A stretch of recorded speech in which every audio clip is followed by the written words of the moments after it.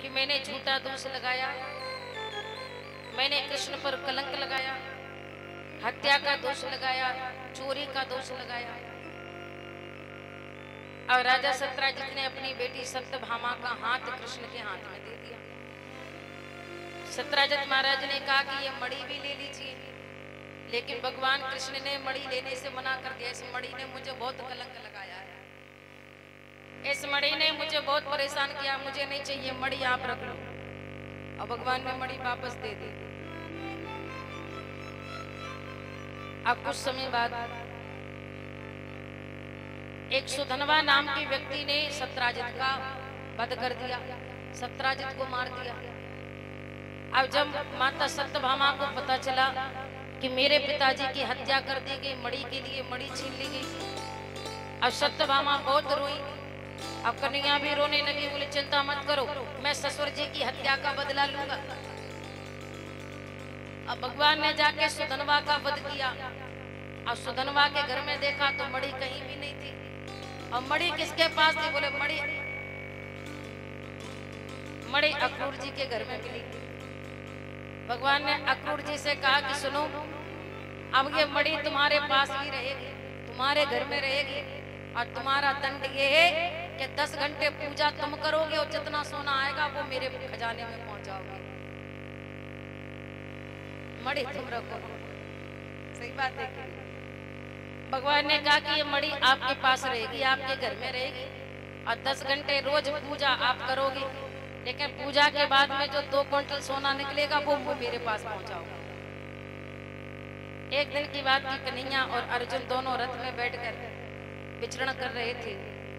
तभी एक वन में नदी के किनारे एक सांवली सी देवी जी बैठी और तप में लीन है, तप कर रही है। कन्हैया ने कहा अर्जुन से, अर्जुन जाओ जाके पूछो कि ये देवी जी कौन है जो घनघोर जंगल में अकेली बैठ के तप कर रही है।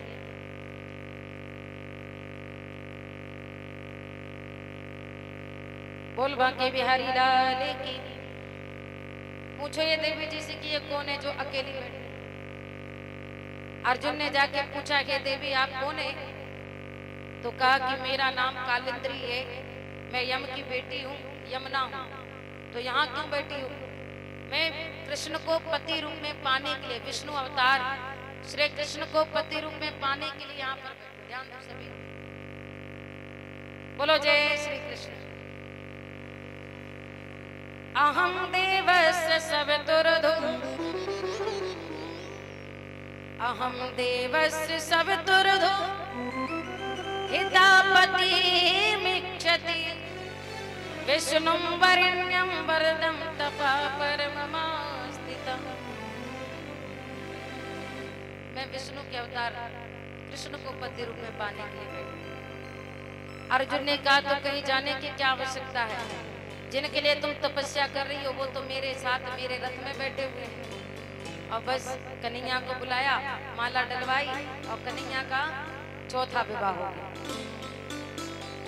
माताओं ध्यान दो, भगवान के 16,108 विवाह हुए।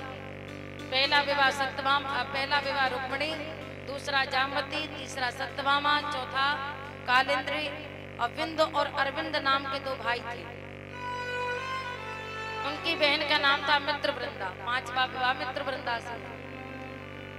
नग्नजित देश के राजा थे, उनके पास में 7 बैल थे, पराक्रमी बैल। और 7 बैलों की नाक में जो एक 7 नकेल डालेगा उससे मेरी बेटी नग्नजिती का विवाह होगा। अब कन्हैया ने ऐसा किया तो कन्हैया का विवाह नग्नजिती के साथ हुआ।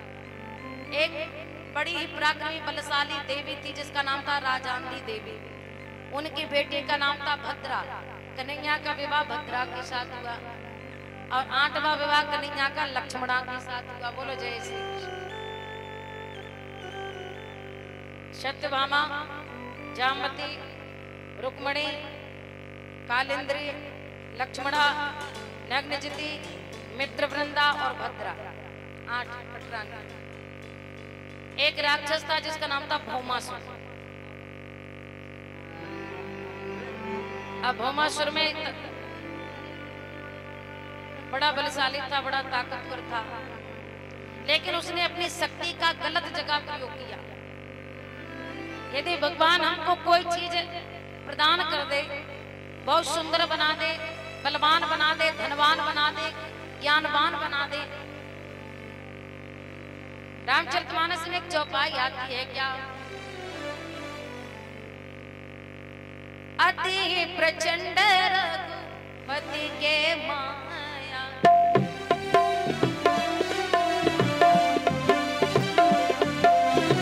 अति प्रचंड रघुपति के माया,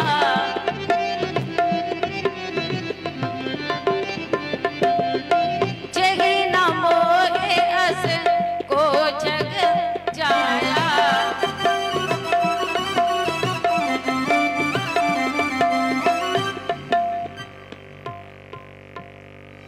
ऐसा संसार में कौन है जिसको पद मिलने के बाद मद ना हो, अभिमान ना हो। यदि बहुत सुंदर है तो अभिमान मत करो, क्योंकि सुंदरता तो किसी भी हादसे में मिट सकती है। अब बहुत सुंदर तो है, एक्सीडेंट हो गया तो बस सूरत हो गए, और चलो कुछ नहीं हुआ तो फिर तो 10-20 साल बाद तो बुढ़ापा आना ही आना है। उम्र तो ढलनी ढलनी है, सुंदरता तो खत्म होनी होनी है। अब भौमासुर ताकतवर था, लेकिन भौमासुर की पता है क्या कसम थी, क्या प्रतिज्ञा थी, वो क्या करता था, 16,100 राजकुमारियों को उठाकर बंदी बना लिया। अब बोला कि 20,000 राजकुमारियां बंदी बनाऊंगा, फिर बाद में एक साथ विवाह करूंगा। अब तो मूर्ख था कि नहीं, मूर्खता थी कि नहीं? बोलो जय श्री राम। 20,000 राजकन्याओं को, राजकुमारियों को बंदी बना लिया। और जब भगवान कृष्ण को पता चला, सत्यभामा को लेके आए। ये तो आप लोगों ने द्वारकाधीश एक सीरियल आता है टीवी पर, उसमें देखा होगा। सत्यभामा को लेके कन्हैया आते हैं, भौमासुर का वध करते हैं। और जब 16,100 राजकुमारियों को देखा तो भगवान के नेत्र में आंसू आ गए, क्योंकि पहले जमाने की बात, इनसे कोई भी विवाह नहीं करेगा। यदि आप सबकी इच्छा हो तो हमसे विवाह कर। और 16,100 राजकुमारियों के साथ भगवान कन्हैया ने एक साथ विवाह कर लिया। 16,100 राजकुमारियां बोली, हम तो दिन रात रोते थे कि इसने हमको बंदी बनाया, हमारा जीवन बर्बाद कर दिया, हमारी जिंदगी बर्बाद कर दी। लेकिन आप यदि हमें पति रूप में प्राप्त हो गए, आपकी पत्नी बनने का सौभाग्य मिला, अब हमें कोई शिकायत नहीं है। संसार में ऐसी कौन सी स्त्री होगी, कौन सी नारी होगी जो आपके पति रूप में प्राप्त ना करना चाहती हो, आपको अपना पति ना बनाना चाहती हो। अब पूरी हो गई 16,108। अब भगवान के पुत्र हैं प्रद्युम्न, और उनके पुत्र हैं अनिरुद्ध। अनिरुद्ध के 2 विवाह हुए। देखो, भगवान के दुश्मनों की भी कमी नहीं है, शत्रुओं की भी कमी नहीं है। जो बढ़ता है ना, उसके शत्रु भी अपने आप आसपास भटकने लगते। बाणासुर से भगवान का बैर था, और जब प्रद्युम्न का जन्म हुआ तो प्रसूता ग्रह से उसे माया के द्वारा उठाकर समुद्र में फेंक दिया।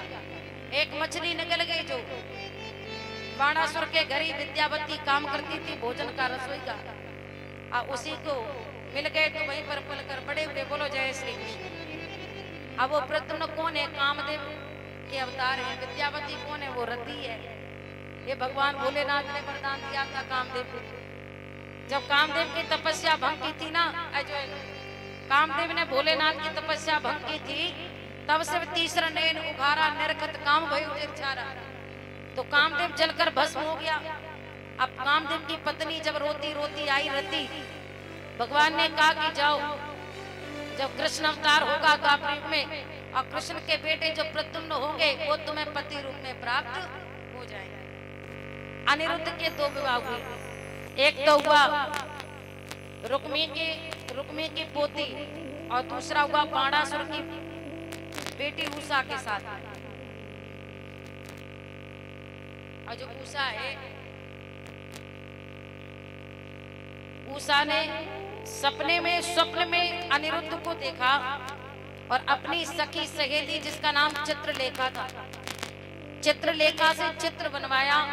सपने में जिस राजकुमार को देखा और सपने में जिस राजकुमार को देखा उस सपने की बात बताई और चित्रलेखा ने चित्र बनाया और चित्रलेखा बड़ी मायावी थी। उषा के कहने पे वो अनिरुद्ध को रात में द्वारका से उठा के ले आई।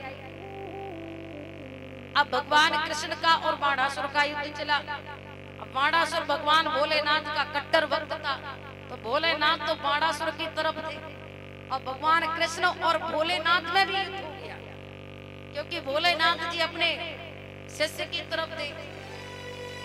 तब सभी देवताओं ने मिलकर के समझाया और बाणासुर ने अपनी बेटी उषा का विवाह अनिरुद्ध के साथ कर दिया और द्वारका भेज दिया।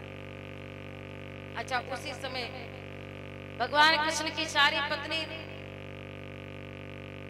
कभी कभी रूठ जाती हैं। अब 16,108 है तो नाराज तो होती होगी। और रूठने में सबसे आगे थी सत्यभामा। क्यों? क्योंकि सत्यभामा के पिता ने ऐसी मणि दी है जो 2 क्विंटल सोना रोज देती है। अब जिसके मायके से 2 क्विंटल सोना रोज ही आता हो तो भैया उसके थोड़े तो नाज नखरे होंगे कि नहीं? कभी कभी ऐसा होता है। बोल बांके बिहारी लाल। अच्छा, एक बात मुझे याद आ गई, जरा बोल दो सभी माताएं, ध्यान देना। एक भैया जी थे और वो लोगों का दुख दूर करते थे। क्या करते थे?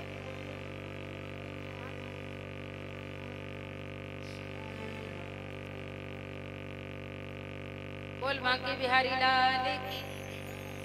एक भैया लोगों का दुख दूर करते थे। कैसे दुख दूर करते थे पता है? अच्छा, एक बात बताओ, दुख दूर करना अच्छी बात होती है कि बुरी बात होती है? अच्छी होती है।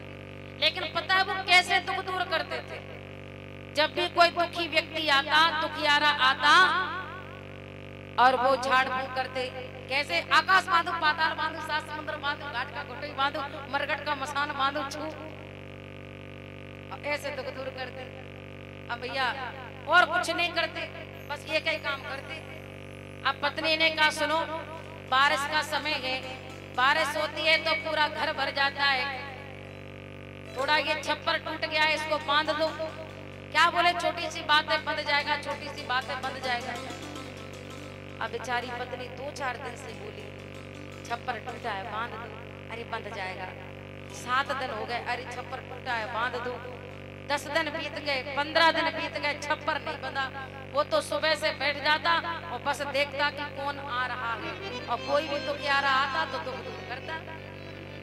एक दिन पत्नी पीछे खड़ी, अब वो तो अंदर अंदर थोड़ा गुस्सा रहने लगी, परेशान हो गई। कहते कहते छप्पर नहीं बंधा, पानी बरसे तो पूरा घर भर जाए।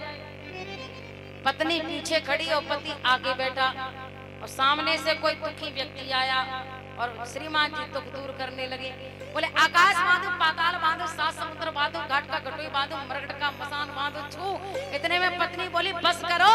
बोले 15 दिन हो गए तुमसे जो छप्पर तो बंधो नहीं है, आकाश बांध रहे, पाताल बांध रहे।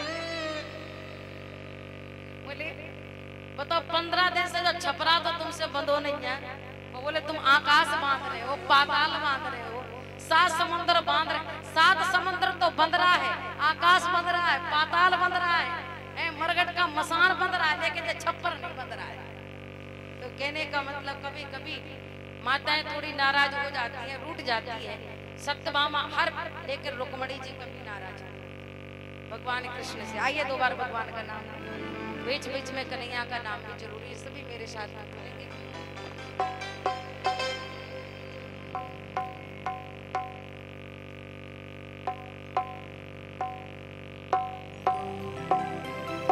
श्याम नगीना बन जाते, नथनी में चढ़ाते, नथनी में चढ़ाते।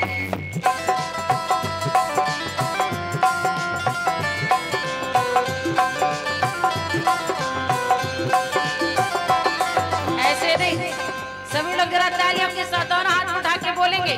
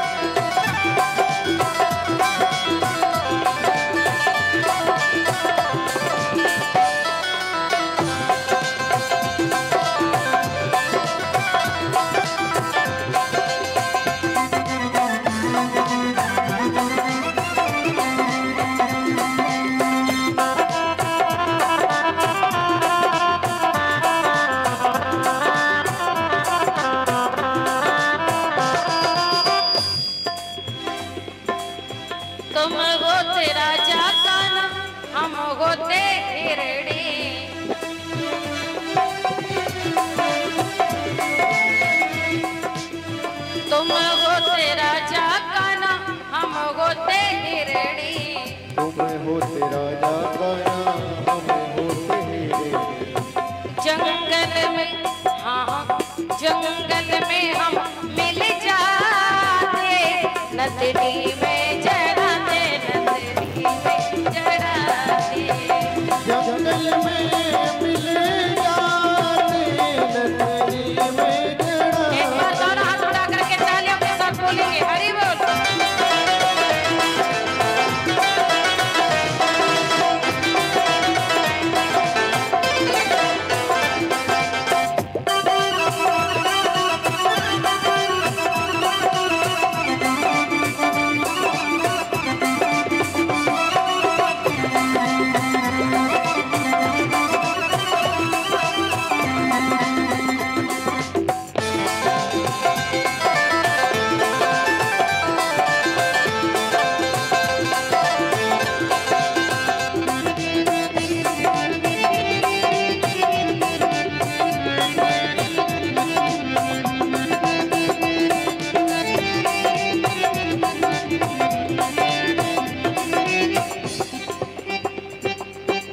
तुम होते मालिकाना, हम होते कन्हैया।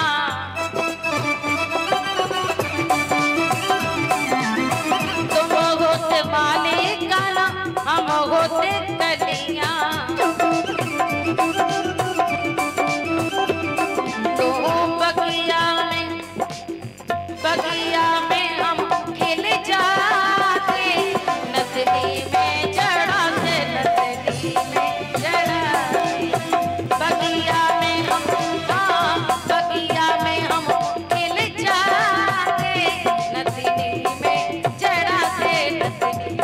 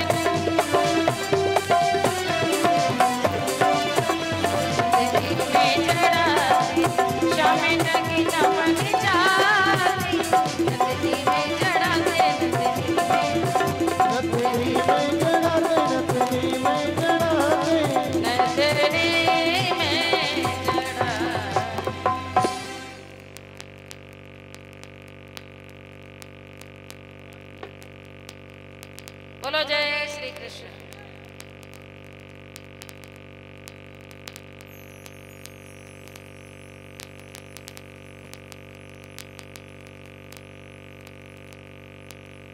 एक दिन कन्हैया अपने परिवार के साथ बैठे हुए थे। भगवान कृष्ण के जो नाती है ना वो 25 साल के हैं, भगवान कृष्ण के जो बेटे हैं वो 50 साल के हैं और कृष्ण अभी भी 16 साल के हैं। भगवान, अच्छा आपने कभी भगवान कृष्ण राम के मंदिर में कभी आपने भगवान की मूर्ति तस्वीर किसी में भी दाढ़ी मूछ वाली देखी है? मूर्ति सच बताता, भगवान 16 साल से आगे बढ़ते नहीं है, उनके दाढ़ी मूछ कभी आती नहीं। बोलो जय श्री राम। सही बात है कि नहीं? भगवान पर काल का कोई प्रभाव नहीं पड़ता है। भगवान 16 साल से आगे बढ़ते नहीं है, किशोर अवस्था से आगे बढ़ते नहीं है। भगवान कन्हैया एक दिन बैठे हुए थे और नारद जी ने भगवान कृष्ण से कहा कि पांडवों ने एक नई नगरी का निर्माण किया है जिसका नाम है इंद्रप्रस्थ।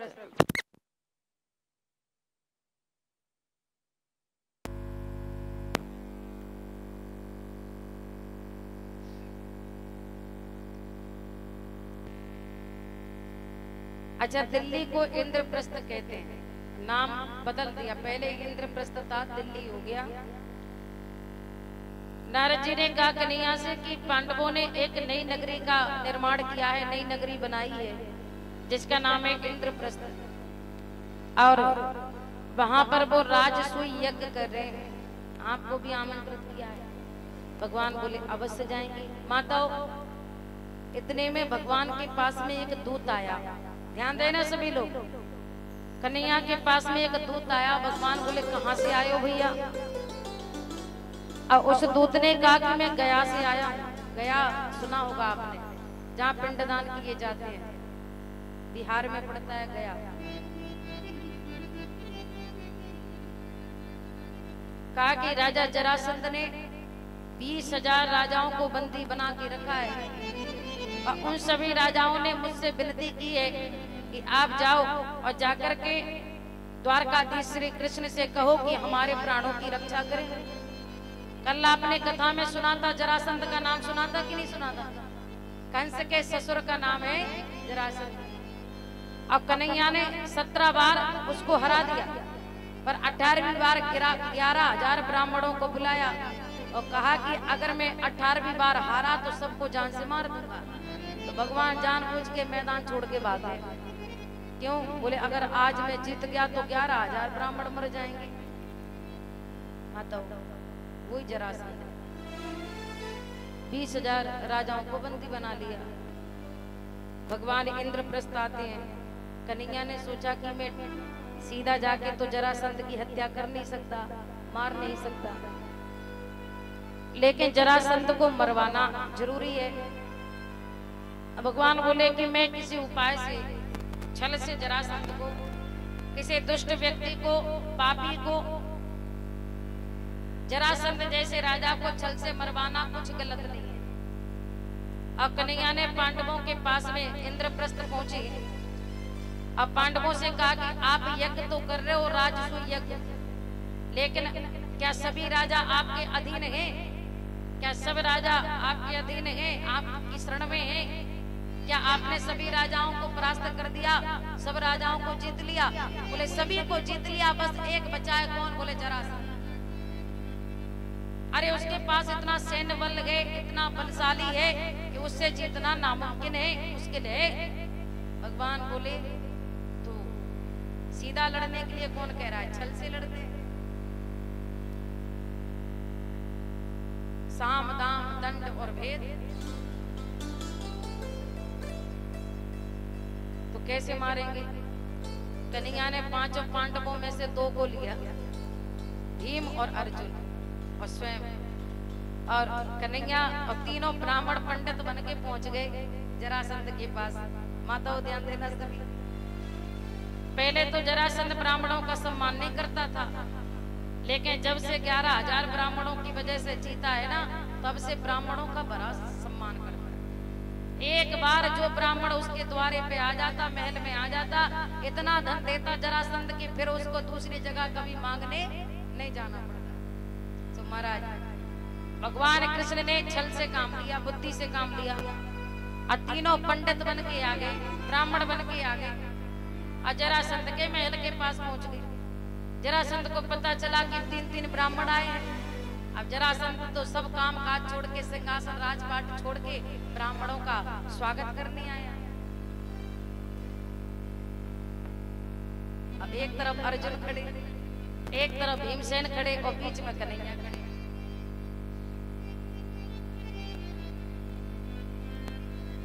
जरासंध ने प्रणाम किया, स्वागत किया। कन्हैया ने हंस करके कहा महाराज बड़ा नाम सुना है आपका, आप बहुत बड़े दानी हैं। जरासंध बोला महाराज मैं पहले दानी नहीं था, लेकिन आपने द्वारकाधीश कृष्ण का नाम सुना है? कन्हैया बोले हाँ हाँ सुना। बोले वो द्वारकाधीश कृष्ण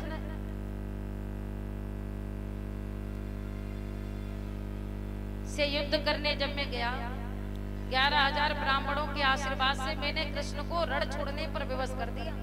वो मैदान छोड़ के भाग गया, रण छोड़ के भाग गया, भगोड़ा बन गया।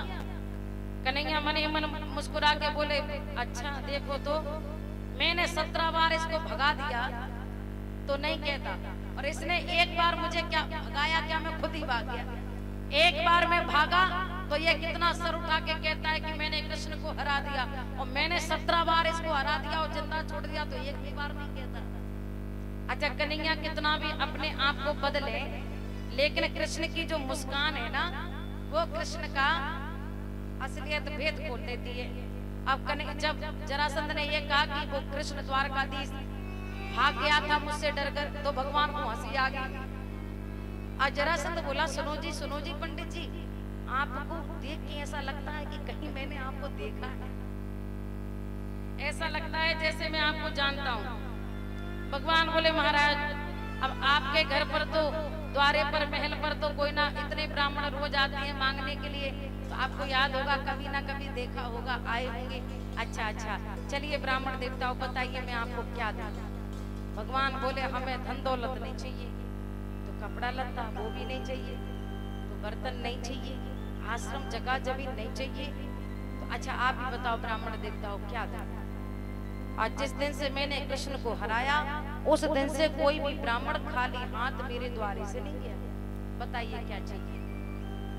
भगवान बोले, पहले आप प्रतिज्ञा करो, संकल्प करो कि हम जो मांगेंगे आप दोगे। संकल्प ले लिया, कसम खा ली, वचन दे दिया। मैं वचन देता हूँ पंडित जी, महाराज जी, मैं वचन देता हूँ आप तीनों को कि आप जो मांगोगे मैं आपको दूंगा। पहले हमारी तुम्हारी तरह के जुबान के लोग थोड़ी थे, बात के कच्चे थोड़ी थे कि सुबह गए गाली दे दी, शाम को गए बोले क्षमा करना, हम अपने शब्द वापस लेते हैं। अच्छा एक बात बताओ, जो मुंह से निकल गया क्या वो कभी वापस आ सकता है? सच बताना। अब आपने गाल पे थप्पड़ मार दिया, ठीक है, और किसी का गला काट दिया तो क्या दोबारा लग सकता है? मुंह से जो शब्द निकल गया वो क्या वापस आ सकता है? इसलिए कहा है कि शब्द हमेशा सोच समझकर संभल कर बोलना चाहिए, क्योंकि जो निकल जाता है वो फिर कभी दोबारा लौट कर।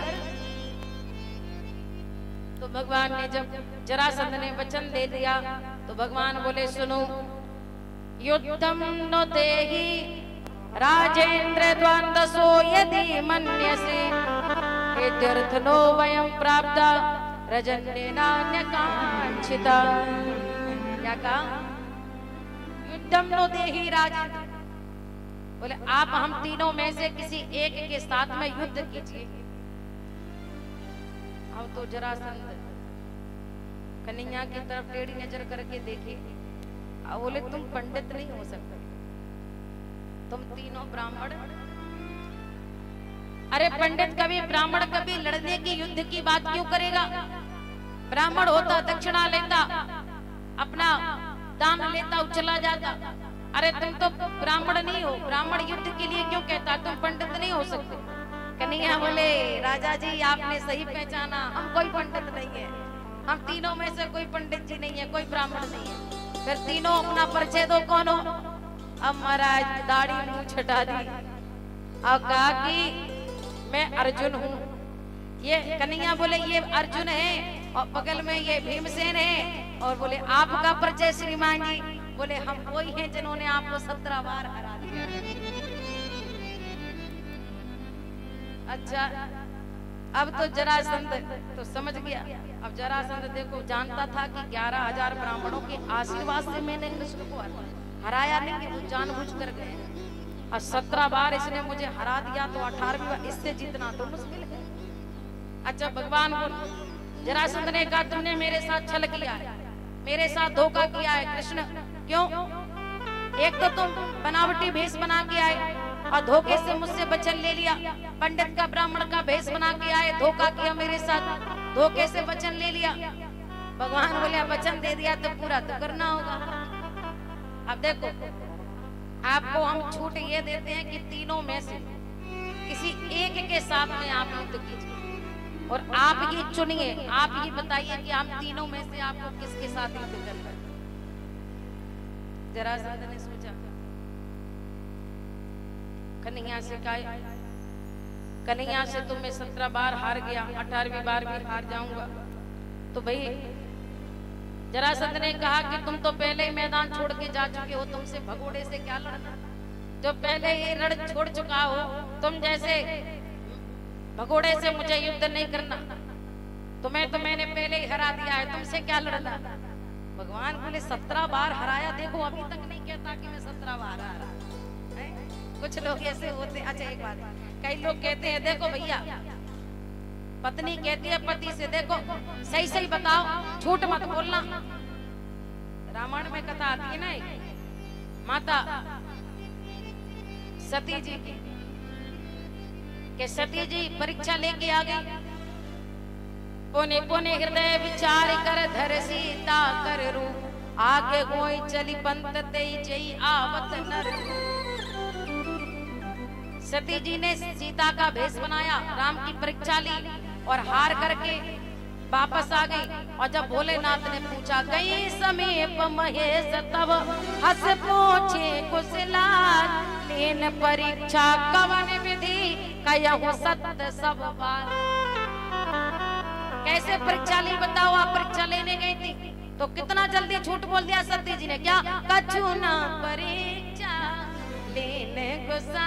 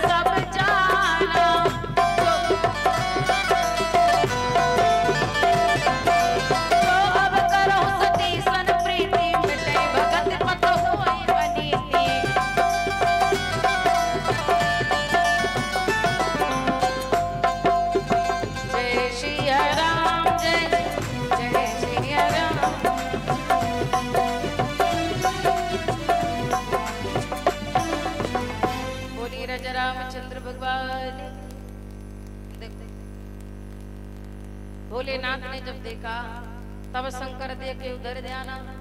सती जो कीन चरते सब भगवान तो सब जान गए, बोले यही तन भेंट सती कोई नाई, अब नहीं चाहिए सती मुझे। आजा तो झूठ बोल गई। और जब भगवान ने प्रतिज्ञा कर ली तब आकाशवाणी होगी, धन्नो भोलेनाथ, आप ऐसी प्रतिज्ञा कसम खाई ऐसी कोई नहीं खा सकता। अब सती जी बोले सही सही बताओ आपने कौन सी कसम खाई। भोलेनाथ बोले जे तो हमसे ऐसे पूछ रहे जैसे इन्होंने हमको सब सही सही बताया हो। कुछ लोग दिन भर झूठ बोलते हैं, 24 घंटे झूठ बोलते हैं और सामने वाले से कहते हैं कि तुम सही सही बताओ। वो तो पूरा झूठ बोलते और बगल वाले से कहते हैं कि तुम सही सही बताओ। महाराज जरासंध कन्हैया ने कहा कि तीनों में से किसी एक के साथ युद्ध करूंगी, तीनों में से किसी एक के साथ युद्ध करो। अयम तु वैस सातुल्यो नाथ सत्वो न मे समा, अर्जुनो न भवेद योद्धा भीम तुल्य बलो ममा। बोलो जय श्री कृष्ण। क्या कहा? जरासंध ने कहा अयम तु वैसा तुल्यो, बोले मैं तुम्हारे साथ युद्ध नहीं करूंगा। फिर अर्जुन बोले ये तो कमजोर है, इसके साथ क्या युद्ध करना। और बोले ये थोड़े मेरे बराबरी के। कौन? भीम। अब तो भीमसेन का जो है सर उठ गया, थोड़ा हृदय छाती चौड़ी हो गई।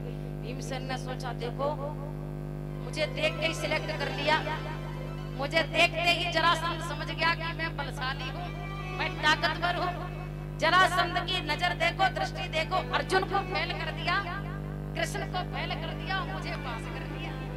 अब महाराज भीमसेन को घमंड हो गया। ध्यान देखना सभी, अभिमान कभी भी किसी को भी आ सकता है, लेकिन जो व्यक्ति अभिमान का मतलब होता है पकना, पकने का मतलब परिपक्व समझना। व्यक्ति ये सोचता है कि मैं पूर्ण हो गया, मैं पक गया, मैं परिपक्व हो गया, अब मुझसे आगे पीछे कोई नहीं, मैं ही सर्वस्व हूँ। और जो आम का फल पक जाता है वो अपने आप टूट के गिर जाता है। ऐसे अभिमान है। जो व्यक्ति अभिमान करता है उसको गिराने की जरूरत नहीं पड़ती, वो तो अपने आप ही गिर जाता है। अब भीमसेन को घमंड हो गया। कृष्ण को पहल, अर्जुन को पहल, मुझे पास अब युद्ध चला। कन्हैया मुस्कुरा के बोले अर्जुन से देखो दादा का मुंह कैसे फूल रहा है, देखो भीमसेन का मुंह कैसे फूल रहा है। हमारा कितने खुश हो रहे हैं कि इनको पास कर लिया। जाने तो दो, लड़ने तो दो। अब भीमसेन महाराज देखो कैसे मुस्कुरा रहे हैं। भैया भीमसेन कितने हंस रहे हैं। अभी युद्ध तो करने दो, तब पता चलेगा। आज जब युद्ध चला महाराज, सुबह से शाम हो गई, भीमसेन की नस नस ढीली हो गई, क्योंकि जरासंध तो वरदानी था, जरासंध को तो वरदान था। अब भीमसेन महाराज दिन भर लड़े, युद्ध किया, रात भर युद्ध किया, और जब एक दो दिन युद्ध करते करते हो गया जरासंध, तो कुछ नहीं होता। अब 2-3 दिन जब युद्ध करते करते बीत गया, तो भीमसेन महाराज भागते भागते कृष्ण के पास आए, बोले द्वारकाधीश कन्हैया, अर्जुन तुम मेरे साथ भागना चाहते हो तो चलो, नहीं मैं तो अकेला भाग रहा हूं। भीमसेन ने कहा मेरे साथ चलना हो तो चलो, नहीं तो मैं अकेला जाता हूँ। क्यों? अरे महाराज ये कैसे व्यक्ति के सामने मुझे पहुंचा दिया, 2-3 दिन हो गया महाराज, उसका तो कुछ ही नहीं होता, वो तो मरता ही नहीं, हारता ही नहीं है। भगवान बोले बड़े भैया एक बार और जाओ, कोशिश करो। भीमसेन और मैदान छोड़ के भाग जाए, रण छोड़ के भाग जाए, तो अपमान हो जाएगा। और भीमसेन आए,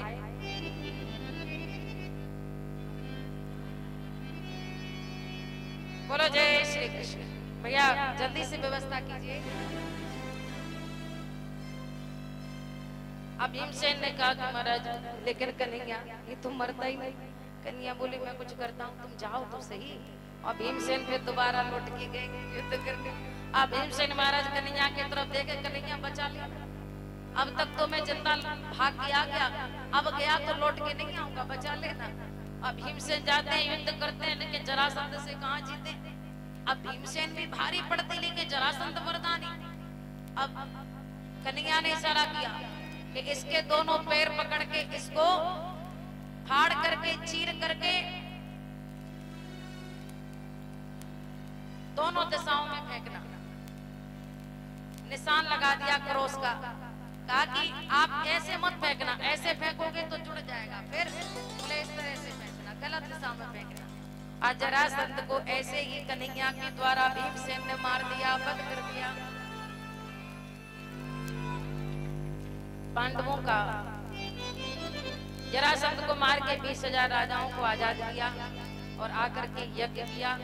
यज्ञ में शिशुपाल ने 99 100 गाली दी, और जब 100 के बाद 101 क्योंकि कहा कि राजसूय यज्ञ में प्रथम पूजनीय कौन है, किसको पूजा जाए, तो पांडवों ने कहा कि हम कृष्ण को पूजेंगे, यही हमारे रक्षक हैं, यही हमारे सर्वस्व हैं। माता कुंती सबने कहा हाँ कृष्ण का, सबने मत दिया, लेकिन शिशुपाल ने गाली दी। अरे ये अनपढ़ गवार ग्वारिया, ये गाय चराने वाला, ये कैसे पूजनीय है, इसकी पूजा नहीं हो सकती। और 100 गाली दी, और जब 100 के बाद 101 गाली हुई, भगवान ने कहा था 100 गाली माफ कर दूंगा, पर जब 101 हुई तो भगवान ने शिशुपाल का वध कर दिया। बोलो जय श्री कृष्ण। और यज्ञ हुआ, लेकिन घंटा नहीं बजा। एक महात्मा जी थे,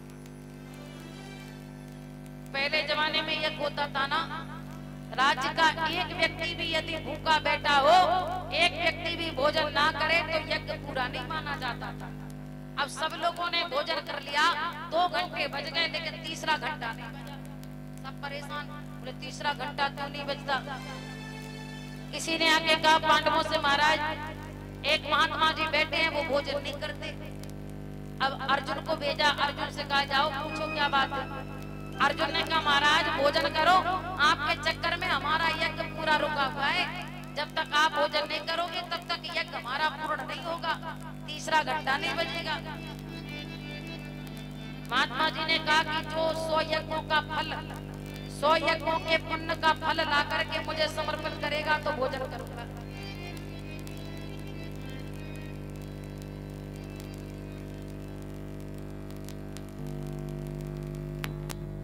100 यज्ञों का पुण्य का फल जो मुझे समर्पित करेगा, ला करके देगा, तभी मैं भोजन करूंगा।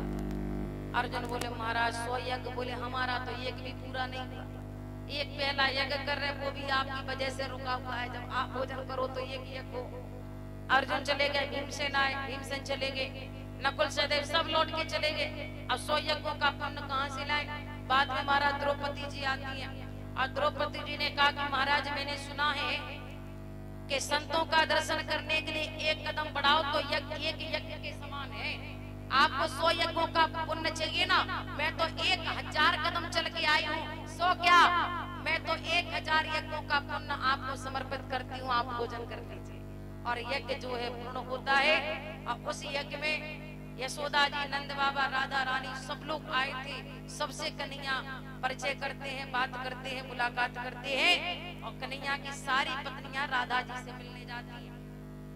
और राधा जी 7 ड्योढ़ी के बाद राधा जी बैठे थे।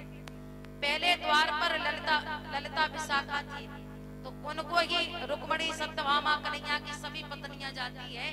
और जो राधा रानी की सखी सहेली थी उनको ही राधा समझ बैठी। राधा रानी के चरणों में प्रणाम। सखियों ने कहा हम तो उनकी दासियों की दासियों की दासियों की दासियों की दासी। रुक्मणी जी, सत्यभामा सबको महाराज नजर झुक गई। बोले तभी हम सोचे कि कन्हैया कृष्ण राधा राधा राधा राधा क्यों करते हैं, कृष्ण राधा राधा राधा क्यों कहते हैं। और जब आगे गए और जब राधा रानी को देखा, कोई श्रृंगार नहीं, बैठी शांत स्वभाव गए। और गरम गरम दूध राधा रानी को दिया। राधा रानी ने मना किया, मैं नहीं पी सकती। और जब कहा कि कृष्ण ने भेजा है, कन्हैया ने भेजा है, तो राधा रानी ने पी लिया। गरम गरम, उसको ठंडा भी नहीं होने दिया। और जब मिलकर के कृष्ण के पास पत्नियां आती हैं तो देखा कृष्ण के पैरों में छाले पड़ते हैं। कहा कन्हैया आज क्या तुम कहीं पैदल गए थे? कहा कि तुम अभी कहाँ से आई हो? बोले राधा जी से मिल के आ रहे। तो उनको कुछ दिया, बोले गरम गरम दूध पीने को दिया। तो बोले यही तो बात है, पिया उस राधा जी ने गरम है, लेकिन छाले मेरे पैरों में पड़ गए हैं। क्यों? क्योंकि मेरे चरण राधा के हृदय में, राधा के हृदय में मेरे चरण हैं। और इसलिए तुमने जो गरम गरम दूध पिया वो राधा का हृदय नहीं जला, मेरे चरणों पर उसका असर पड़ा है। ये होता है। बोलो जय श्री कृष्ण। आज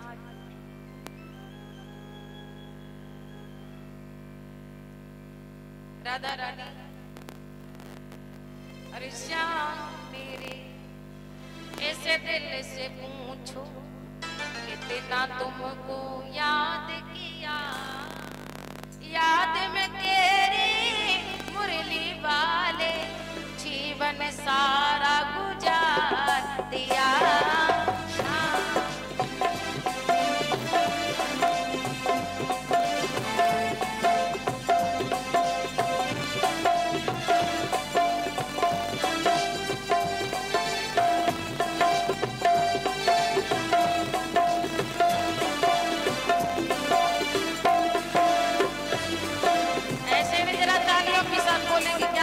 राधा रानी ने पूरा जीवन बिता दिया।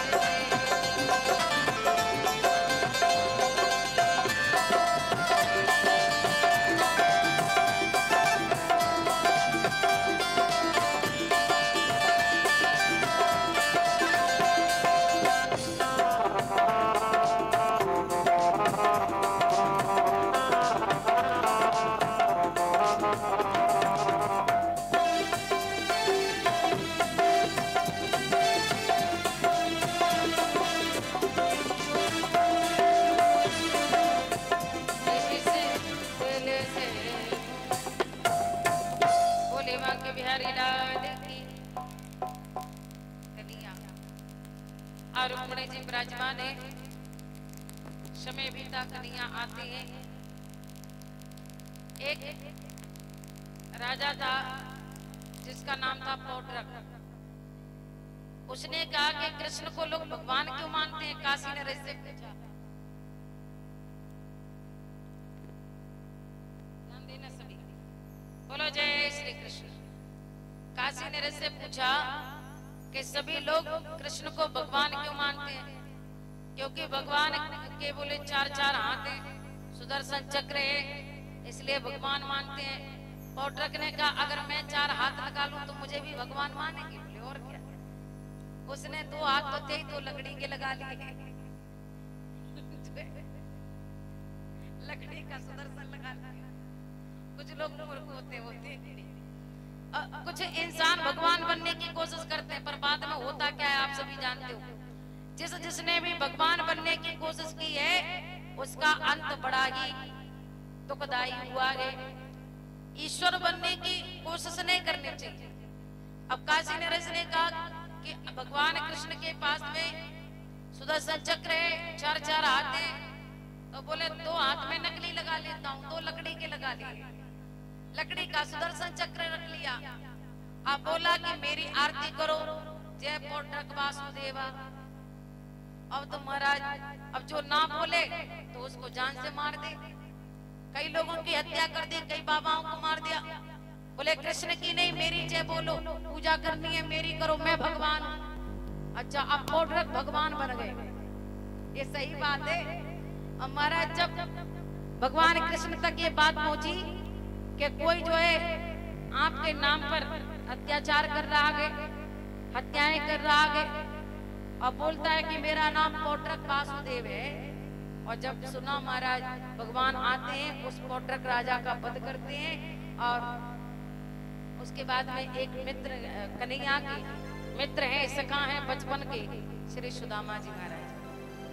आइए और श्री सुदामा जी महाराज का आप सभी लोग दर्शन करेंगे।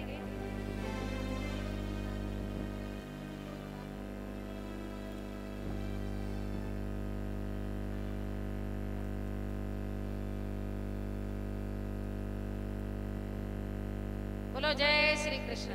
दोनों हाथ उठाकर कहेंगे जय श्री कृष्ण, जय श्री कृष्ण, जय श्री कृष्ण। क्या मोहन से अभी बस सुदामा जी आ रहे हैं थोड़ी देर में, तब तक हम सभी लोग जरा दोनों हाथ उठा, पूरे पूरे हाथ उठाओ सभी लोग पहले।